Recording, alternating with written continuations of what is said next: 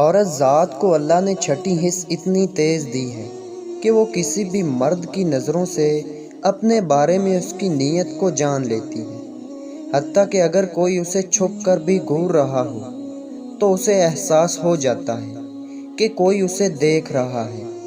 اللہ نے اسے یہ صلاحیت اس لیے دی ہے کہ وہ جان سکے کہ کون اس کے لیے اچھا ہے اور کون برا۔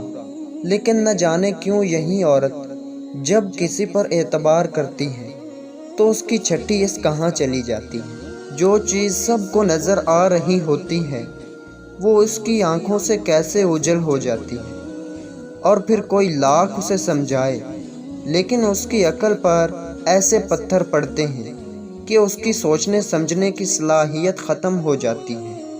اسے پیدا کرنے والے ماں باپ، اس کی خوشیوں کا خیال رکھنے والے بھائی بہن، اچھا برا سمجھانے والی سہیلیاں اور رشتہ دار، سب لوگ اسے دشمن لگنے لگ جاتے ہیں، اور صرف ایک شخص جو دل میں ایک برا ارادہ لیے اس کی طرف بڑھ رہا ہوتا ہے وہ اسے سچا لگتا ہے۔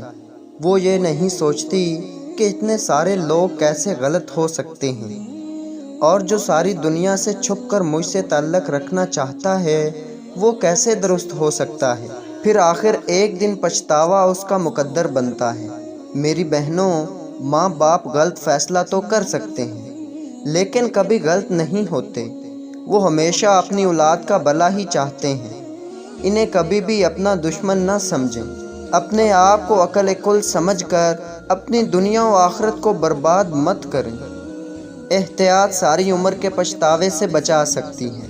یاد رکھیں، جو آپ کو حاصل کرنے کی ضد میں آج آپ کی عزت کی پرواہ نہیں کر رہا وہ بعد میں بھی آپ کو عزت نہیں دے گا۔ والسلام۔